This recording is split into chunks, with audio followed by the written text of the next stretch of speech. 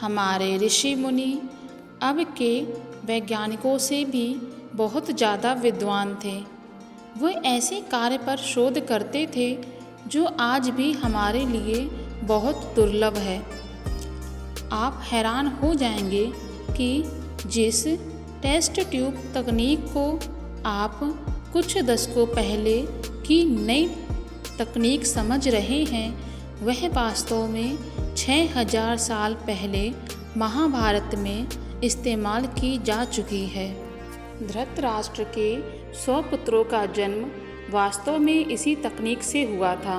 जब गांधारी ने पहली बार गर्भ धारण किया तो 2 वर्ष बीतने के बाद भी उन्हें कोई संतान नहीं हुई। तब एक ऋषि ने उन्हें गर्भ को 101 मिट्टी के बर्तनों में डालने का उपाय बताया, क्योंकि गांधारी के बच्चे को जन्म दे पाना संभव नहीं था। इसके बाद गांधारी के गर्भ को 101 मिट्टी के बर्तनों में डाल दिया गया, जिसे हम टेस्ट ट्यूब तकनीक से जोड़कर देख सकते हैं। गर्भ को मिट्टी के बर्तनों में डालने के बाद उसमें से 100 पुत्र और 1 पुत्री ने जन्म लिया था। आज हम विज्ञान के आविष्कारों में से एक क्लोनिक और टेस्ट ट्यूब के जरिए बच्चे को पैदा करने की पद्धति को जानते हैं, लेकिन भारत के प्रसिद्ध महाकाव्य महाभारत में 3000 ईसा पूर्व पहले ही इस पद्धति के जरिए कौरवों का जन्म हुआ था। स्टेम कॉल रिसर्च पर आयोजित सम्मेलन में एक वैज्ञानिक ने कहा कि कौरवों का जन्म उसी तकनीक से हुआ था जिसे आधुनिक विज्ञान अब तक विकसित नहीं कर पाया है। महाभारत में गांधारी को 100 पुत्रों की मां बताया गया है, जिन्हें कौरव कहा जाता है। उनका सबसे बड़ा पुत्र दुर्योधन था। हाल ही में southern chapter of the all India biotech association द्वारा आयोजित एक सम्मेलन में दिल्ली के मौलाना आज़ाद मेडिकल कॉलेज के सर्जन बीजी मातापुरकार ने बताया कि कोई भी महिला अपने पूरे जीवन में एक ही उम्र में 100 बच्चों को जन्म नहीं दे सकती। मातापुरकार ने कहा कि जिस टेक्निक को 10 साल पहले अमेरिका ने पेटेंट कर लिया था, उसका वर्णन महाभारत के अध्याय आदि पर्व में किया गया है। इसमें बताया गया है कि कैसे गांधारी के एक भ्रूण से कौरवों का जन्म हुआ। उन्होंने कहा कि कौरवों का जन्म गांधारी के भ्रूण के अलग अलग हिस्सों से हुआ है। उनके भ्रूण को 101 हिस्सों में बांटकर उन्हें मिट्टी के बर्तनों में रख दिया गया था, जिनमें से कौरवों के साथ एक पुत्री ने जन्म लिया। इन सभी का विकास अलग अलग बर्तनों में हुआ था। वे सिर्फ टेस्ट ट्यूब बेबी और भ्रूण को बांटना नहीं जानते थे, बल्कि वे उस तकनीक से भी परिचित थे जिसकी मदद से महिला के शरीर से अलग या बाहर मानव के भ्रूण को विकसित किया जा सकता है।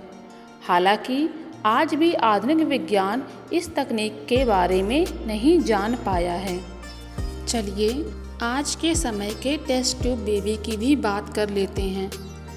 टेस्ट ट्यूब बेबी एक ऐसा शब्द है जो कभी कभी मीडिया द्वारा इन विट्रो फर्टिलाइजेशन के साथ गर्भधारण करने वाले बच्चों को संदर्भित करने के लिए उपयोग किया जाता है। हालांकि इसका बस नाम टेस्ट ट्यूब बेबी है, लेकिन इस प्रक्रिया में बच्चे टेस्ट ट्यूब में विकसित नहीं होते। IVF और टेस्ट ट्यूब बेबी प्रक्रिया में कोई अंतर नहीं है, दोनों की प्रक्रिया समान होती है। IVF की प्रक्रिया में महिला के अंडाशय से अंडे को निकालकर उसे पुरुष के शुक्राणु के साथ लैब में फर्टिलाइजेशन किया जाता है। फर्टिलाइज्ड होने के बाद तैयार हुए भ्रूण को महिला के गर्भाशय में ट्रांसफ़र करते हैं। चलिए जानते हैं टेस्ट ट्यूब की ज़रूरत आखिर किन्हें पड़ती है। फर्टिलिटी की समस्या से पीड़ित दंपतियों के लिए इन विट्रो फर्टिलाइजेशन की तकनीक की सलाह दी जाती है। इन फर्टिलिटी के कुछ मुख्य कारणों में शामिल है फैलोपियन ट्यूब ब्लॉकेज। यदि फैलोपियन ट्यूब में किसी भी प्रकार से कोई रुकावट हो जाए या खराब हो जाए। ओवुलेशन की समस्या। महिला के ओवुलेशन में समस्या होने पर IVF की मदद से गर्भधारण किया जा सकता है। गर्भाशय में समस्या। गर्भाशय में किसी भी प्रकार की समस्या व उसका आकार सही न हो पाना। बच्चेदानी में रसौली। महिलाओं के बच्चेदानी में रसौली के कारण बांझपन की दिक्कत हो सकती है। पुरुष बांझपन की समस्या। शुक्राणु का खराब आकार, शुक्राणु की संख्या और गति में कमी होने पर टेस्ट ट्यूब बेबी तकनीक का प्रयोग किया जा सकता है। चलिए आपको बताते हैं टेस्ट ट्यूब बेबी कैसे होता है। टेस्ट ट्यूब बेबी की प्रक्रिया में निम्नलिखित स्टेप शामिल होते हैं। सबसे पहले महिला को इंजेक्शन दिए जाते हैं जिससे अधिक अंडों का विकास हो सके। पुरुष के सीमेन को लैब में साफ किया जाता है, फिर सक्रिय और असक्रिय शुक्राणु को अलग अलग किया जाता है। महिला के शरीर में से अंडे को बाहर निकाला जाता है, फिर लैब में पेट्री डिश में अंडे और शुक्राणु को फर्टिलाइज किया जाता है। फर्टिलाइजेशन के बाद तीसरे दिन तक भ्रूण तैयार हो जाता है। कैथीटर की मदद से महिला के गर्भाशय में भ्रूण को ट्रांसफ़र किया जाता है। कई बार भ्रूण को 5 दिन तक की निगरानी के बाद महिला के गर्भाशय में ट्रांसफ़र करते हैं। 5 दिन बाद भ्रूण से गर्भधारण होने की समस्या बढ़ जाती है। टेस्ट ट्यूब बेबी का खर्चा आखिर कितना होता है? हर एक अस्पताल और क्लिनिक के IVF ट्रीटमेंट की कीमत अलग हो सकती है। यदि कोई दंपति ट्रीटमेंट करवाना चाहता है तो उनके लिए इसकी कीमत भारत में लगभग 1 लाख से 1.5 लाख तक हो सकती है। मेडिकल फर्टिलिटी एक अंतर्राष्ट्रीय फर्टिलिटी क्लिनिक है। यहाँ के डॉक्टर सभी तरह के ट्रीटमेंट करने के लिए पूरी तरह से सक्षम है। यहाँ एडवांस्ड तकनीकों और उपकरणों के प्रयोग से जांच की जाती है और आपकी जानकारी पूरी तरह से गुप्त रखी जाती है। मेडिकवर फर्टिलिटी ने IVF के कई सफल ट्रीटमेंट किए हैं जिनसे कई महिलाओं को मां बनने का सुख मिला है। मेडिकवर फर्टिलिटी में RI विटनेस का प्रयोग किया जाता है।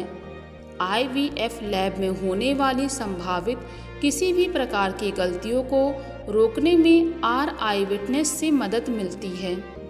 इससे यह सुनिश्चित होता है कि एम्ब्रियो के लिए आपका ही सैंपल का प्रयोग किया गया है। लोगों में आजकल इसके बारे में फिल्मों को देखने के बाद काफ़ी जागरूकता बढ़ गई है। मेडिकवर फर्टिलिटी में यह सुविधा पहले से ही उपलब्ध है जिसका लाभ कई दंपतियों को मिला है। वीडियो पसंद आए तो प्लीज़ चैनल को लाइक एंड सब्सक्राइब जरूर कर दें।